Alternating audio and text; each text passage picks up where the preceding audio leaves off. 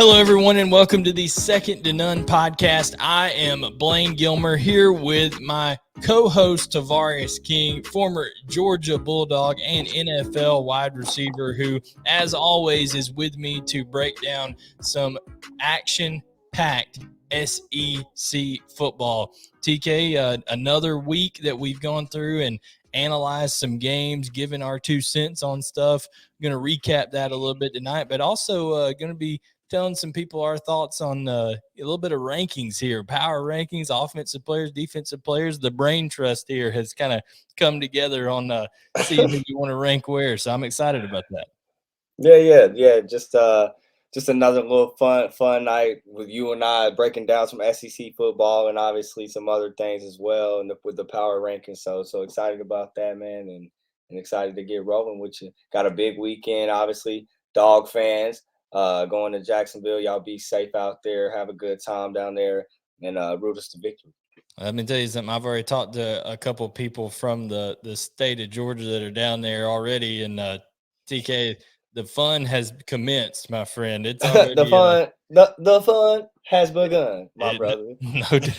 No doubt. It is already going to town right now down there in St. Simon's Island, and then they're going to make their way over to Jacksonville. So, but you know all about that. You know that place gets crazy for that rivalry, the cocktail party down there.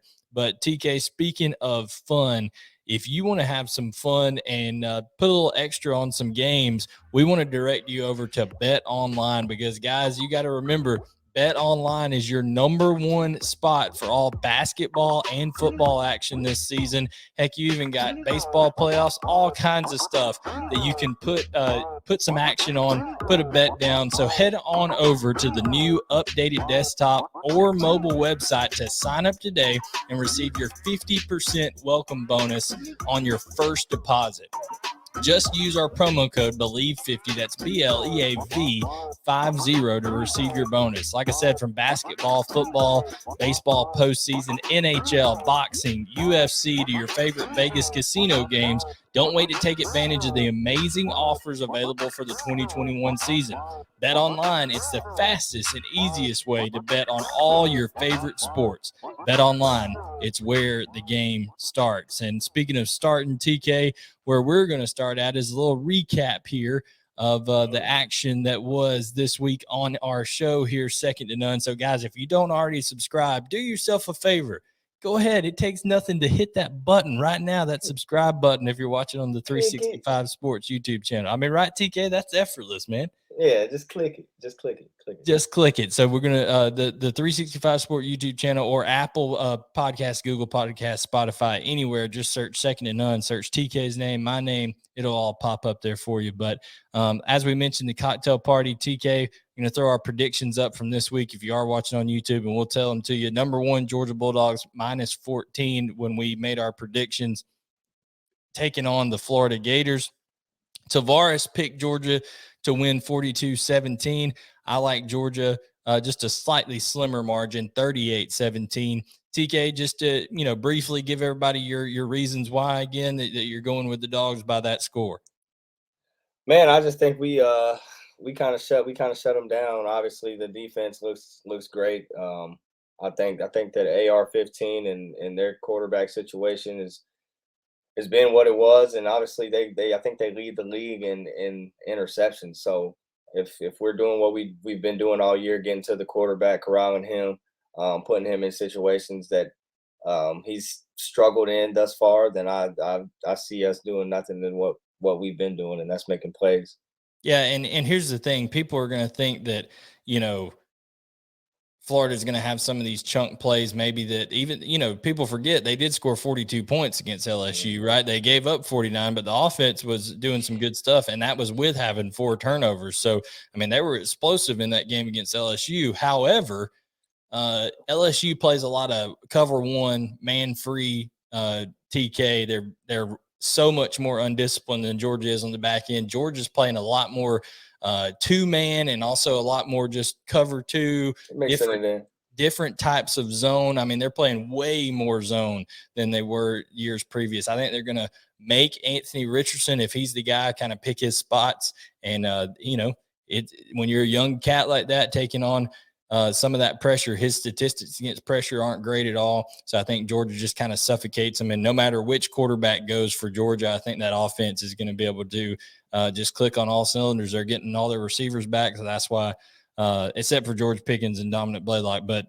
everybody that within reason should be coming back and healthy for this game. So that's why we both like Georgia in this one. TK, the next game, we'll save Ole Miss and Auburn for last. The next game is Kentucky, the number 12 Kentucky Wildcats, 1 point favorite when we picked this game at Mississippi State. And you and I split on this one, TK. Why do you like the Mississippi State Bulldogs in this matchup? We talked about it. We talked about the fan base. We talked about it being a huge part of what's going on. And I talked to ring-a-lang, dang-a-lang, bro. I'm telling you, bro, those fans are going to be rocking. It's a night game. It's going to be jumping. They're going to be sauced the boss up. And it's going to be a hostile environment for Kentucky and Will Levis in that offense. Yeah, I mean, obviously, Kentucky has a high-scoring, an explosive offense. They got weapons out wide. But bro, when you can't hear and it's ring-a-lang, dang-a-lang in your ears, I'm telling you, man, if we get some merch, going, we got to get a Mississippi State shirt that says "Rang-a-lang Dang-a-lang" on it and put it out there for people to buy. We'll just put "Rang-a-lang Dang-a-lang" in quotation marks and put -TK down there, but underneath it. Bro, I'm telling you, it's rocking in there. So I mean, I look for them for UK to obviously make plays because that's what they do. But again, it's loud. I look for there to be some communication errors on offense for sure. Hostile environment. When there's miscommunication, things happen. Snap wise, misplay. You just think that environment's going to be too much Bro, for. Man, I think they go. Yeah, I mean, as well as Zach Arnett in the defense. Let's be clear. The defense looks good. They've been looking better and better. I talked about that earlier in the week. If you don't watch the show, I talked about them looking better and better progressively this year. So I mean, I think that along with that hostile environment, I think that defense is suited and booted and ready to roll against that Will Levis in that offense. Yeah, so TK is taking Mississippi State 28-21. I'm taking Kentucky 27-23 because outside of what I consider an outlier, when you play a team like a Georgia who's just so much more vastly talented than Kentucky, that was really the main difference there. At times in that game, TK, I thought Kentucky in certain facets outplayed Georgia at certain times in that game. That Mark Stoops is a great coach. They did some things where they dropped a couple touchdowns that they could end up having there. So it could have been a little bit closer maybe if they executed, but Georgia has a way of with those Jimmies and Joes on the other side of making you not execute. You know what I'm saying? So I think Kentucky showed me a lot of toughness in that game. I think they'll take that mental toughness on the road, be able to handle that environment that you're talking about, messing them up so much. And then, I think they'll get plays. They should get Josh Ali back for this game out wide. So having him to complement Wan'Dale Robinson, I like Kentucky to win this game 27-23. And now, TK, the last game that we picked is, in my opinion, I know Georgia Florida's going, and that's good, but both of you and I think that Georgia takes care of business big there. We both think this one's close. We differ on who wins, but I think this is the game of the week, other than maybe, in all of college football. Maybe it's that Michigan State game. That's a big time rivalry up there, undefeated teams. But you got Ole Miss at Auburn. Auburn a 2.5-point favorite when we pick this game. TK, you're going with the Lane train, and you're going with them 42-38. Tell everybody why real briefly, just again. Yeah. I mean, I just think they find, again, their motto is find a way to get it done. And that's what they do, bro. I think obviously Jordan Hare is a stadium just like Mississippi State that's loud and has a lot of ruckus. And obviously magic happens in there, but I think the magic's going to work in Lane Kiffin and Matt Corral's favor. I think that Matt Corral's getting some weapons back out wide that he hadn't had, and obviously that's big for him, and they'll continue to use his legs and get things done, man. Yeah, and I think, and I'm going to have more on Bo Nix here in a minute, but I just think Bo Nix is playing the best football of his career right now, and I think he's shout out Coach Bobo. Oh yeah, Coach Bobo. That does wonders for you when you have a guy like Bobo in there helping, with your decision making, helping you get in the right positions, helping you with the right schemes, that kind of stuff. So Bo Nix, I think, gonna help get that running game going with Tank Bigsby and Jarquez Hunter in this game against that 3-2-6 defense. I think they're able to control the ball a little bit, keep it, limit the possessions of Matt Corral and company. And I just like Bo Nix and those guys. Like I said, Jordan Air Stadium is a just crazy environment. I'd like them to hold serve at home. So those were our picks for this week. Now, guys, we're going to move into something that we haven't done yet in terms of entire SEC. We've done East and West, but now we're going to pick our SEC power rankings as they stand of now. And if you're watching on the 365 Sports YouTube channel, you can see them across the bottom of the screen. TK, you and I, no surprise, we both think Georgia is the consensus number one team, not only in the country, but in the SEC as well. And really not much of a surprise at two. Alabama rolling into two. I know they lost to Texas A&M earlier, but starting to see a little bit of that Bama of old, right? Yeah, definitely starting to see a little bit of Bama of old. Obviously, it's what you expect with a Nick Saban team, is for them to progressively get better and better, and I think that's what they're doing. Obviously, they got punched in the face by Texas A&M, bounced back, and been taking everybody's lunch money since. So, I mean, I think that's the spot they're at right now, and they're obviously the team everybody's hunting still, obviously, other than Georgia. No, I mean, but if you think about it, mindset wise, Georgia's still hunting them, right? I mean, Georgia's yeah, true. We still haven't got over that hump either. So yeah, Georgia's got to get over that hump, but we're just saying because of how they've played right now. Remember, these are power rankings, guys. These are how they've dominated games, how they've played in games, things of that nature.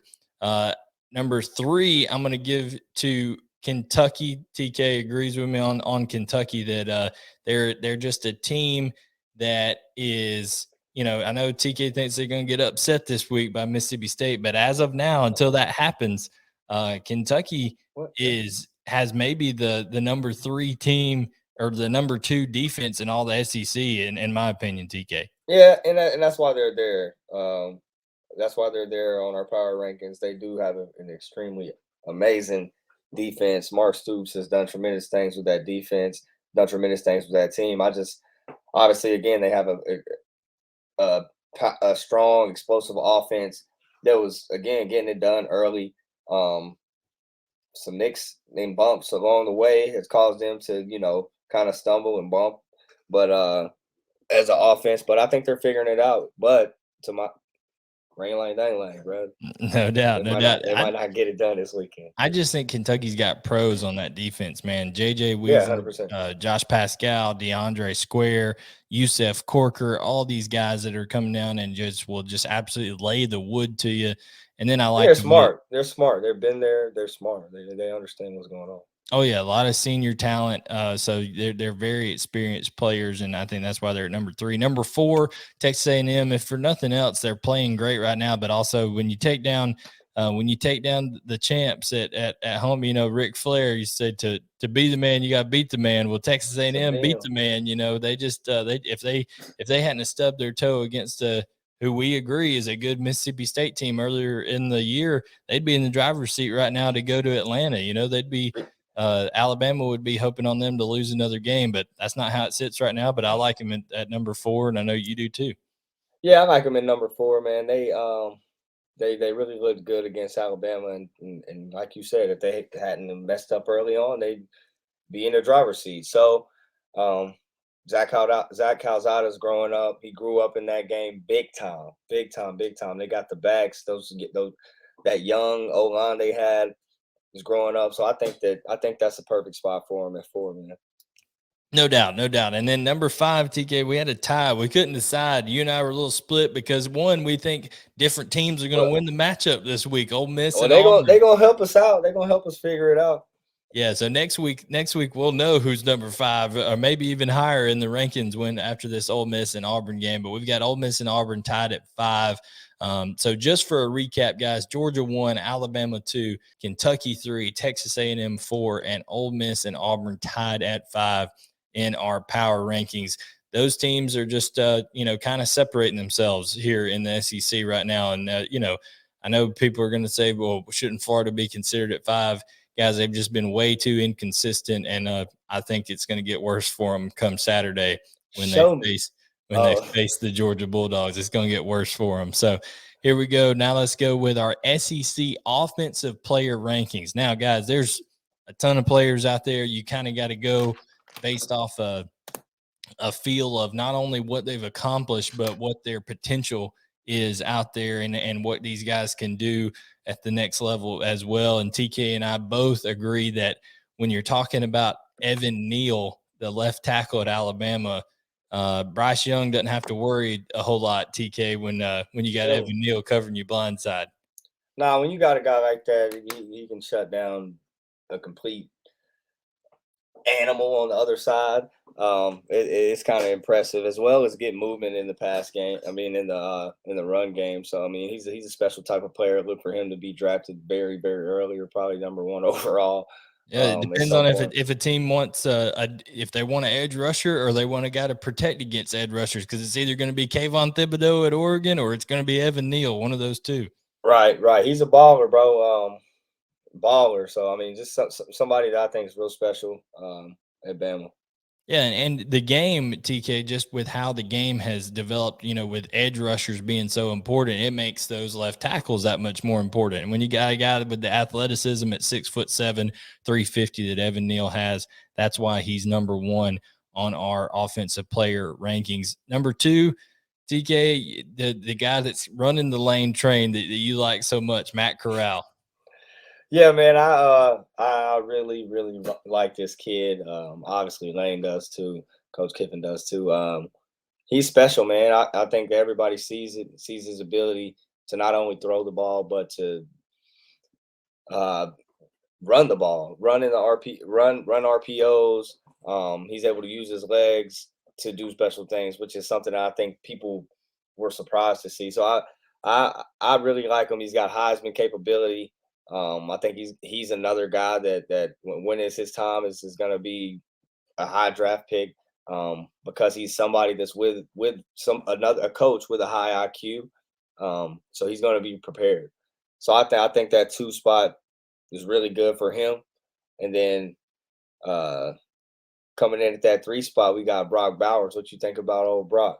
Oh, yeah, I like Brock a lot. But back to Matt real quick, I just want to say that a lot of people are saying, one of your former teams, the Denver Broncos, might pick up Matt Corral right there. So, they're saying they could go after over at the Ole Miss quarterback there. But no, I agree with you.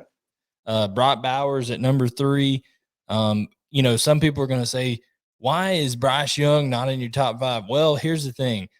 I don't know if Bryce Young, if you pluck him out and put him on another team, I don't know if he's the same Bryce Young. He's a great player, but I think a lot of what he's got around him in Alabama is helping him out right now. I think he's a great player. I just don't think when we're taking into effect here SEC offensive player rankings, not only what they're doing now, but how they project at the next level. Not so sure that you see what's happened with Tua. Tua was a great college quarterback, right? But he's a little bit undersized, and he's getting beat up, TK, in the NFL. Yeah, that man cannot stay healthy. So, but Brock Bowers for Georgia, guys, 416 receiving yards on the year. He is only 300 yards and 5 touchdowns away from what Kyle Pitts did last year for Florida. And there were people talking about Kyle Pitts being a Heisman candidate as a tight end last year. Now he's tearing it up for the Atlanta Falcons. And Brock Bowers is really, if you think about it, Jordan Davis is probably the MVP of that team with what he does in the middle. Brock Bowers is probably the offensive MVP with just the way that with all those receivers decimated, that young man stepped up when Georgia needed it the most, TK, and gave him a reliable target. Yeah, I mean, I'd have to agree with you, dude. And not only does he do the stuff downfield, if you watch the tape, he does the grunt work as well. He's wham blocking D ends, he's trap blocking D ends and things like that. So I'm like, this guy wants it. He understands it, and it's cool to see that he understands it at such a young age. I mean, he's a freshman, so it's awesome, awesome. And then you talk about him being 300 yards away from what Kyle Pitts did last season. Kyle Pitts was a first round pick, bro. Um, this kid's got a bright future, so it'd be Yeah. tough not to put him at that 3 spot. Super tough. Brock Bowers, too, guys. He's 6'4", 6'4", 235 pounds, and the dude hits 21 miles per hour on GPS at top speed. That's getting after it. That's going right there. So that's one reason for Brock. You look for him to be big time NFL if he stays healthy going down the line. Jameson Williams at Alabama, number 4. He has been a difference maker for Alabama. In fact, I don't know if Jameson Williams is not on that team right now, TK, you could say that Alabama would be an entirely different offense right now. Be an entirely different offense, be an entirely different special teams as well, bro. He's a freaking playmaker. Oh, yeah. He does it all. He takes returns back, and when guys take return, you average Joes don't do that, my brother. Special guys do that, and this guy's special. So I mean, as a returner and as well as a receiver, you get the ball in his hands and he can scoot. Um, Takes it over the top. He's been that guy for him and has been doing it well. He is the epitome of up top pork chop. And he can scoot, bro. He can just fly. So he's fun to watch. One of those players that's explosive. He's our number 4 player. Yeah, number 5, we have Darian Canard, the right tackle for Kentucky. When we talk about placing Kentucky at number 3 in our power rankings, a guy like Darian Canard has a lot to do with that because they utilize him to get out in front and lead block for, a guy like Wan'Dale Robinson on tunnel screens. I mean, to have that athleticism at 6'5", 345 to move the way Darian Canard does. And he's just got a nasty streak in him, TK. He's one of the more aggressive run blockers in the conference, and really paves the way for Chris Rodriguez behind him there. Yeah, I mean, you talked about it. When you got somebody like that can run at that size, it shows you how special they are. And NFL scouts love big linemen that can run downfield.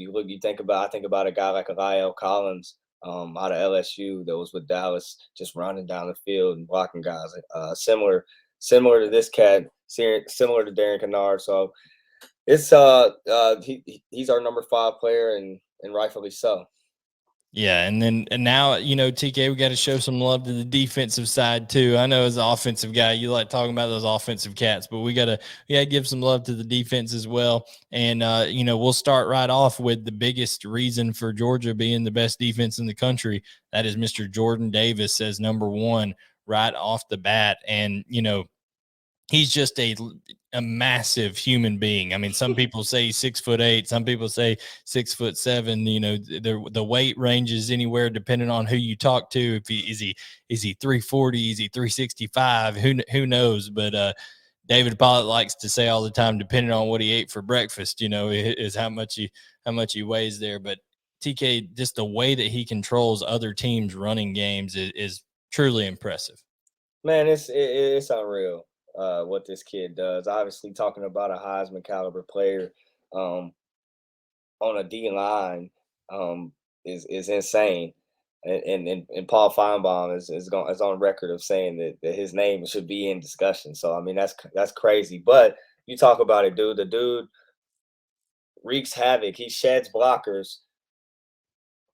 Three of our defenders are over here. He'll be in a gap and he'll force the running back to run into 3 other players just because of they don't want to run into that. They're making a business decision. You know what I'm saying? saying? Hell yeah, they're making the business decision, the smart one. I mean, he's a special type of player, and you don't see guys like this all the time that chase quarterbacks freaking 10, 12 yards downfield. You don't see it. So he's very special, and he's so deserving of this SEC defensive player ranking. No doubt, no doubt. And then another player, this may be a little bit controversial for people because he's hurt right now, but the total, body of work, his career, Derek Stingley Jr. is going to be a tremendous pro. TK, when you got so many dynamic receivers now in the game, having someone that can cover the way that Derek Stingley Jr. can when he's fully healthy, it's just really, really valuable. And someone's going to, despite the injuries, going to pick him up very high in the NFL draft. Yeah, I mean he's undoubtedly super special. He can cover inside, cover outside. He can do everything. So he was definitely missed by that LSU defense. He was a leader of that defense, in my opinion. Got guys where they needed to be, got guys lined up. So for sure missed, and for sure a special type of talent for 100% play on Sundays.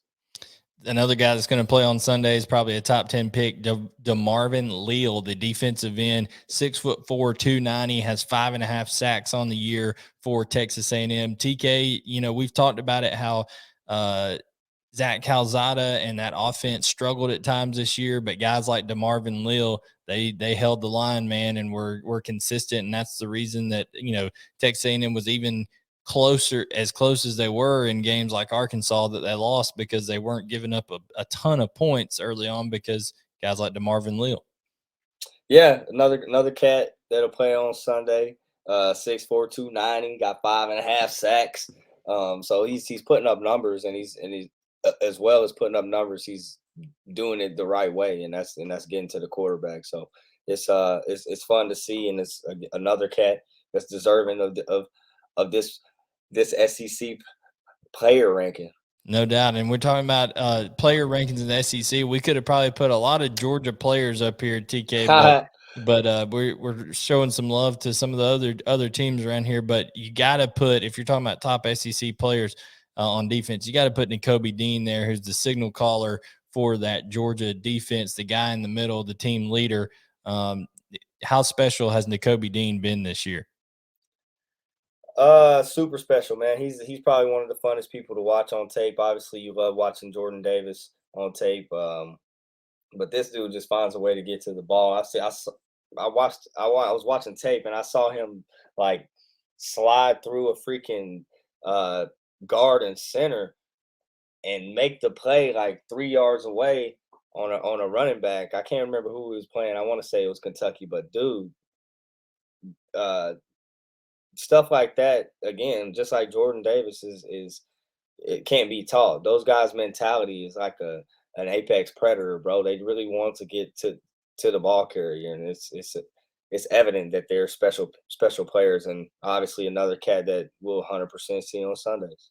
Oh, yeah, and you talk about his ability to not only do that, but his coverage ability has gotten a lot better. There was a play earlier this year in the Auburn game where they were trying to hit Shivers in a flat route out of the backfield, and Nakobe Dean's running right behind him. The ball gets tipped up in the air. He lays out full extension, picks off that ball, just plays like that. He gives a lot of energy to Georgia.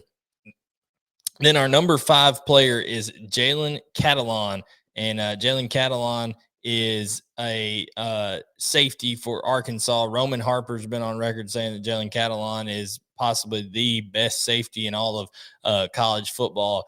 TK, that guy, he comes down and just lays the wood when he comes, son. There's no messing around. Yeah, bro, he bring the thunder smack for sure. He plays the ball too. Yeah, no, he definitely plays the ball, brings the thunder smack. He's another one of those cats that's fun to watch because his instinctive ability is off the charts. Covers sideline to sideline, covers the whole field, and again, to your point, will take your face off. So he's definitely fun to watch, and a Sunday player. No doubt. So to recap our offensive and defensive rankings, guys, our offensive rankings were number 1, Evan Neal, number 2, Matt Corral, number 3, Brock Bowers, 4, Jameson Williams, and 5, Darian Canard, with Bryce Young heavily thought of, but just not quite getting there yet, guys, in terms of this is not only taking in what's on the field now, their current deal, but also their NFL futures as well. Then you have SEC defensive player ranking Jordan Davis, Derek Stingley Jr., DeMarvin Leal, Nakobe Dean, and Jaylen Catalan. Now, TK, we're going to end up here with some bold predictions. I'm going to put mine down at the bottom, my first one. We get 2 each. My first one, Bo Nix is going to have the best 5-game stretch of his career to end the season for Auburn. I think that Bo Nix is going to play unbelievable football coming off of their bye week and end up causing some noise, and that may lead into your bold prediction here, TK. Yeah, I'd agree with that bold prediction, bro. Bo Nix has played better since being benched. Maybe that lit a fire under him. I don't know what, but my bold prediction is this: Bama loses another game, and they play in Auburn. We know Jordan Hare Stadium. Talk about that magic. So that Auburn Iron Bowl is always crazy, man. Yeah, Iron Bowl is always crazy. So Auburn may be the team that does it, but my bold prediction is that Bama loses another one.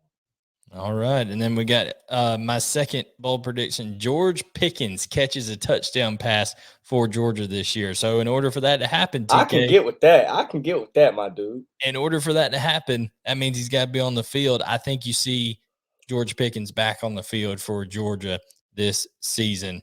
And then finally, TK's last bold prediction here. Kentucky finishes 11-1 and goes to a New Year's Six bowl game, man. I think that they Coach Stoops obviously has got them rolling, and I think that they're playing good ball, and schedule looks kind of nice. What lies ahead, so I think that they get in there. No doubt. So this is one of the better weekends for SEC action. Got Georgia, Florida, Kentucky, Mississippi State, and Ole Miss and Auburn. Happy to, as always, break things down with my co-host Tavarres King. Make sure you're subscribing to us, guys. The show's presented by Bet Online. It's on the 365 Sports YouTube channel, and also we're in partnership with the Sideline Sports Network, as you can see down bottom. Follow at sidelines_SN or at SSN_college FB on Twitter. Those guys do great work, and we hope that you think we do great work. Leave us a review, a like, all that kind of stuff, and we will catch you next time on the Second to None podcast.